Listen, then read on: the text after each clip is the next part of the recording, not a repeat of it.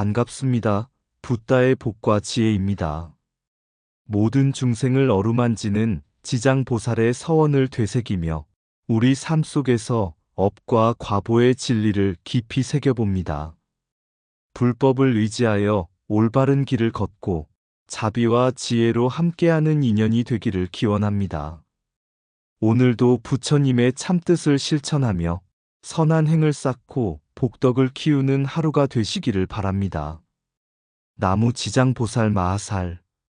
자 그럼 지장보살은 23가지 서원을 말해주리라. 그 여정을 함께 해볼까요?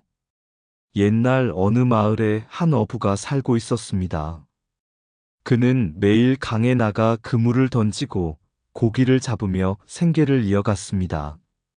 하지만 세월이 흐를수록 그의 마음에는 알 수 없는 불안과 두려움이 쌓여갔습니다.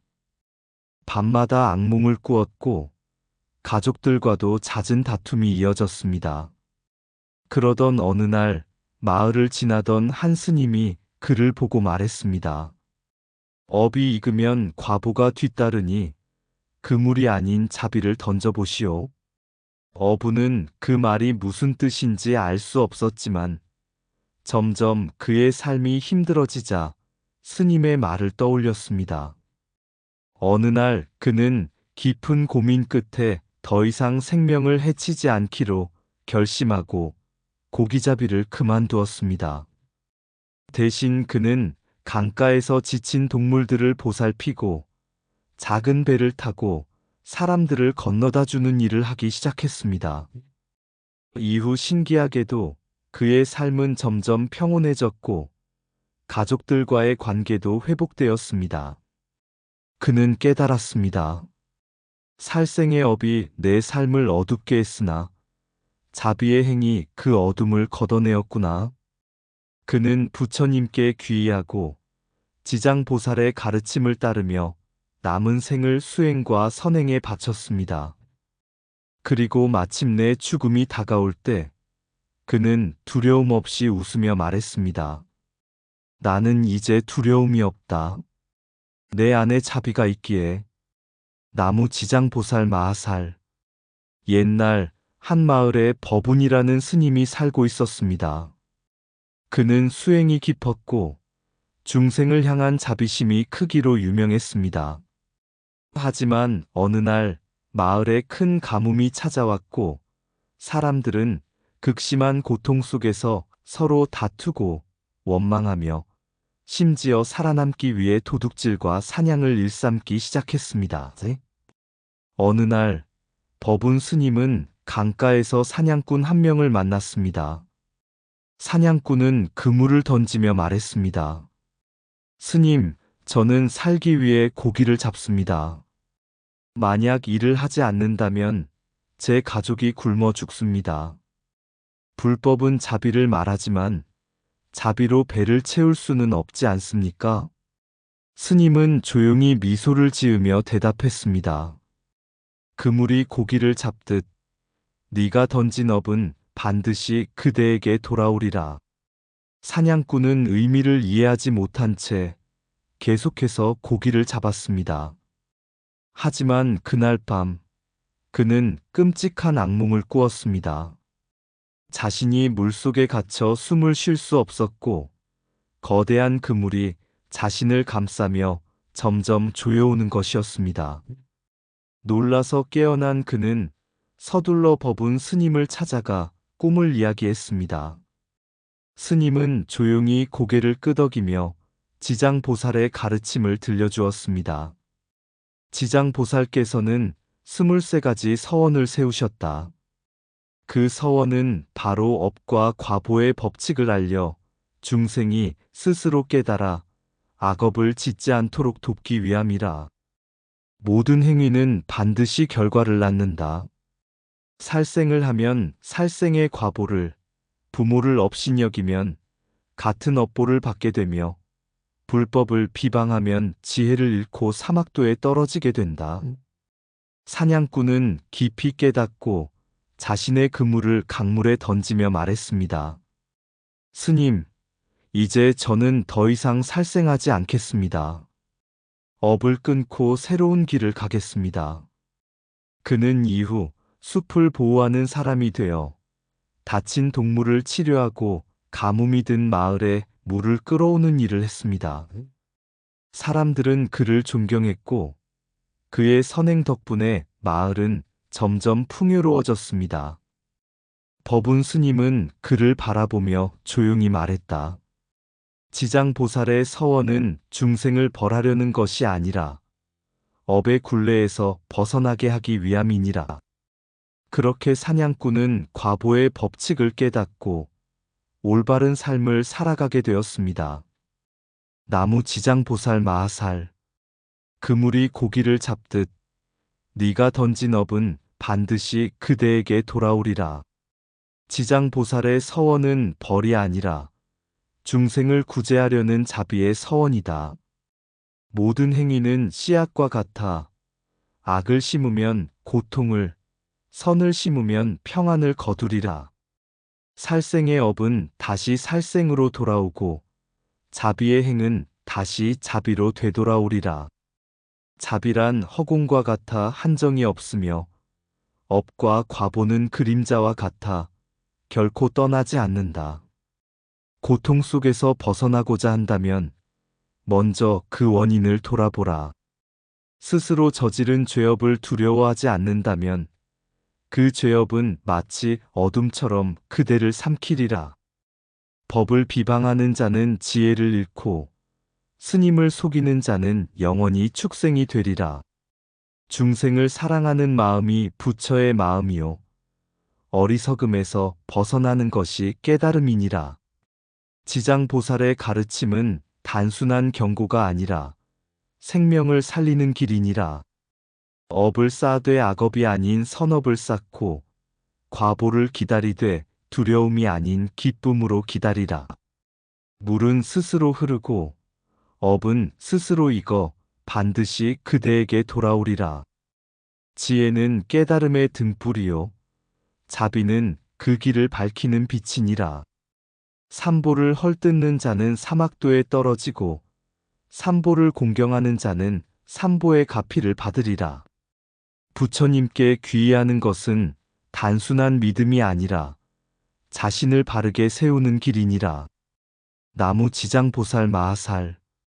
옛날 한 작은 마을에 사는 젊은 사냥꾼 도길이 있었습니다. 그는 어릴 때부터 활을 잘 쏘았고 사냥으로 가족을 부양하였습니다. 하지만 도길은 생명을 귀하게 여기지 않았고 사냥한 짐승을 함부로 다루며 낚시로도 많은 생명을 해쳤습니다. 어느 날 도길은 숲에서 노승을 만났습니다. 노승은 도길이 쏜 화살에 맞아 고통스러워하는 작은 사슴을 조용히 어루만지며 말했습니다. 젊은이여, 너는 이 작은 생명이 아프다는 것을 아는가? 도길은 대수롭지 않게 웃으며 말했습니다.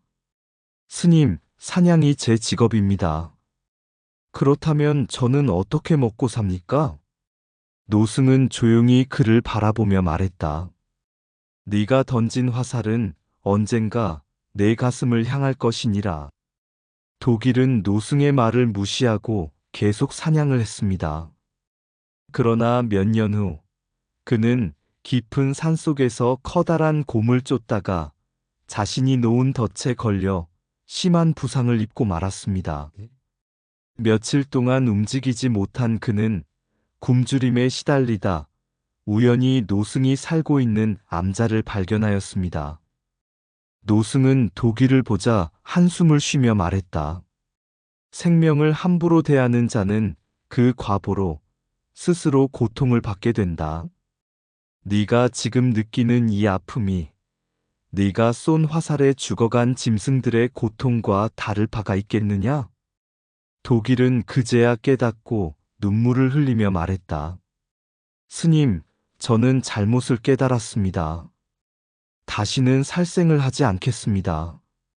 도길이 암자에서 지내는 동안 같은 마을에 사는 제문이라는 사람이 찾아왔습니다. 그는 부모를 학대하고 스승을 업신여기며 오직 자신의 이익만을 위해 살아온 사람이었습니다. 그는 노승을 보고 비웃으며 말했습니다. 스님, 아무리 착하게 살아도 부자가 될 수는 없지요. 저는 부모와 스승의 말을 듣지 않고도 이렇게 많은 재산을 모았습니다. 업이 있다면 왜 저는 벌을 받지 않는 겁니까? 노승은 조용히 그를 바라보며 말했다. 업의 과보는 씨앗과 같아 그대가 아직 그 열매를 보지 못했을 뿐이다. 그 후 몇 해가 지나 재무는 부모를 돌보지 않고 재산을 모으는 데만 몰두했습니다.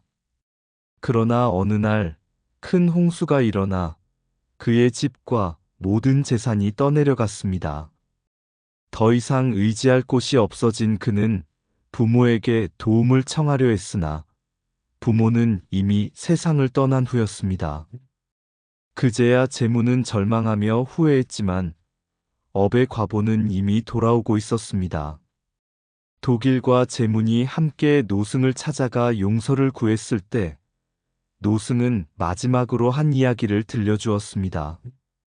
옛날 한 마을에 불법을 비방하고 절을 훼손한 사람이 있었습니다. 그는 부처님의 가르침을 우습게 여기고 수행자를 조롱하며 법당의 재산을 빼앗아 자신의 것으로 삼았습니다. 마을 사람들은 그의 부를 부러워했지만 노승은 한마디 던졌습니다.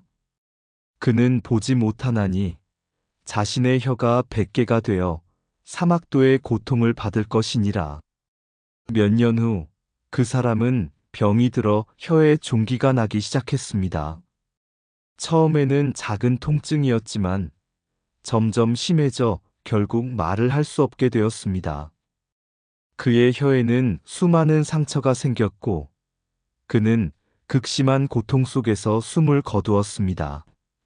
독일과 재무는 노승의 이야기를 듣고 깨달음을 얻었습니다. 독일은 더 이상 살생을 하지 않고 숲을 보호하며 중생을 돕는 삶을 살았습니다. 재무는 부모와 스승을 공경하며 남은 생을 선행으로 채우려 노력했습니다. 노승은 조용히 미소를 지으며 말했다. 업의 과보는 피할 수 있는 것이 아니다. 하지만 올바른 삶을 선택하면 새로운 길이 열릴 것이니라. 나무 지장보살 마하살. 네가 던진 화살은 언젠가 내 가슴을 향할 것이니라. 업의 과보는 씨앗과 같아 심은 대로 거둘 것이다. 부모와 스승을 거역한 자는 그 삶에서 의지할 곳이 없게 되리라. 부처님의 법을 훼손하는 자는 눈멀고 귀먹고 벙어리가 되는 고통을 받으리라. 절집의 재산을 탐하는 자는 탐욕의 불길 속에서 스스로를 태우게 되리라. 살생을 즐기는 자는 생과 생을 거듭하며 그 아픔을 되돌려 받으리라. 삼보부처, 법, 승을 헐뜯는 자는 스스로를 지옥으로 이끌 뿐이다. 업은 반드시 따라오며 과보는 반드시 나타난다. 이간질하여 싸움을 붙이는 자는 혀가 100개가 되는 과보를 받으리라. 바른 길을 떠난 자는 변방에서 헤매게 될 것이며 바른 길을 따른 자는 깨달음에 다다르리라. 스스로를 속이는 자는 끝없는 어둠 속을 방황하게 되리라. 부처님의 가르침을 무시하는 자는 사막도에서 길을 잃으리라. 미워하는 마음이 크면 그 마음이 그대를 가두는 감옥이 된다. 잘난 체하고 남을 업신여기는 자는 다음 생에 비천한 종이 되리라. 진리를 따르는 자는 어디에 있든 빛이 되고 진리를 버린 자는 어디에 있든 어둠이 된다. 나무 지장보살 마하살. 옛날 한 마을에 다나팔이라는 사람이 살고 있었습니다. 그는 어릴 때부터 사냥과 낚시를 즐겼고 부귀영화를 위해 수단과 방법을 가리지 않았습니다. 돈을 위해 사람들을 속이고 부모의 뜻을 거역하며 심지어 절의 재산을 빼앗기도 했습니다. 그가 지나간 자리에는 항상 눈물이 있었고 그의 행실을 탓하는 이들도 많았습니다. 그러나 그는 한 번도 자신의 삶을 되돌아보지 않았습니다. 그러던 어느 날 다나팔은 산길을 지나던 중 갑작스러운 폭풍우를 만나 벼랑 아래로 떨어졌습니다. 정신을 잃고 쓰러져 있던 그는 꿈속에서 한 신령한 존재를 만나게 됩니다. 그분은 붉은 가사를 입고 손에는 여의주를 들고 있었으며 눈빛에는 깊은 자비가 가득했습니다. 너는 살아오면서 많은 업을 쌓았으나 참회할 기회를 주려 하노라. 네가 지은 업은 네 앞길을 가로막고 있으니 이제라도 바른 길을 가야 한다. 다나팔은 깜짝 놀라 물었습니다. 그렇다면 저는 어떻게 해야 합니까? 이미 많은 죄를 지었고 돌이킬 방법이 없습니다. 그 존재는 다정한 목소리로 말했습니다. 지장보살의 가르침을 따라 업을 바로잡고 선한 삶을 살면 너의 업도 소멸될 것이다. 이제부터 남은 생을 참회와 수행으로 채우고 너처럼 방황하는 이들을 돕도록 하여라. 꿈에서 깨어난 다나팔은 마치 다른 사람이 된 듯 했습니다. 그는 자신의 잘못을 깊이 참회하고 사냥과 낚시를 멈추었으며 저를 찾아 지장보살님 앞에서 깊은 참회를 올렸습니다. 남은 재산을 가난한 자들에게 나누어 주었고 부모님께도 용서를 구했습니다. 시간이 흐르면서 그의 삶은 점점 변화했습니다. 그는 이제 더 이상 거친 삶을 살지 않았으며 모든 생명을 존중하며 불법을 따르는 길로 나아갔습니다.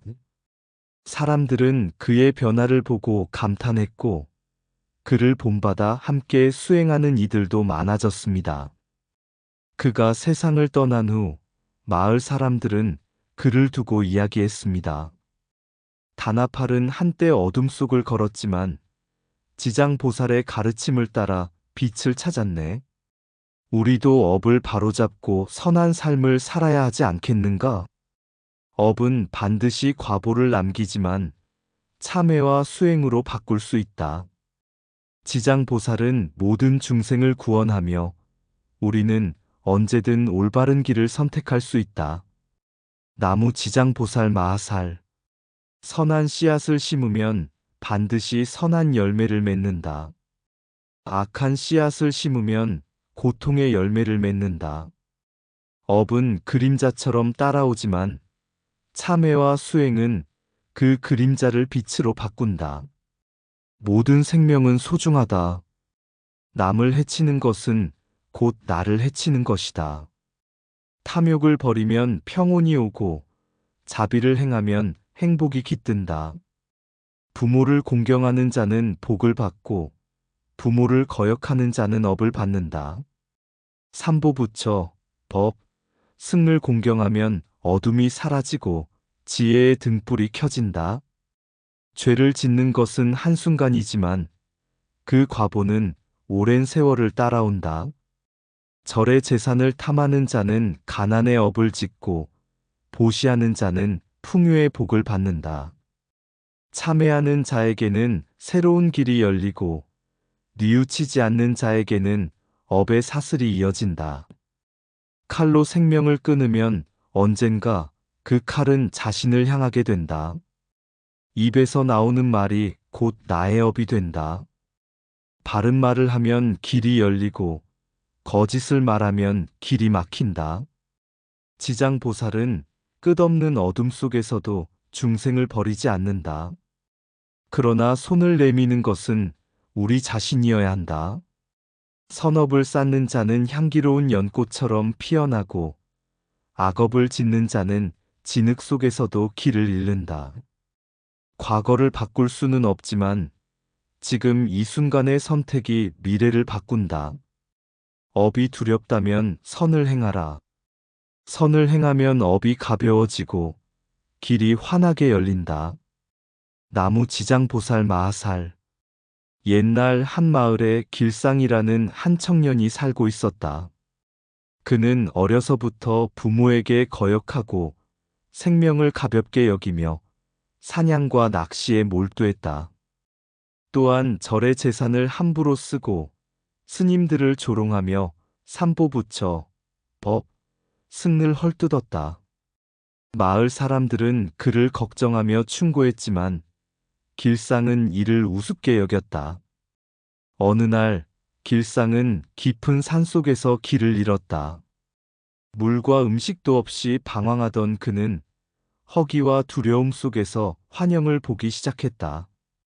갑자기 붉은 안개가 피어오르더니 그 앞에 한 검은 강이 나타났다.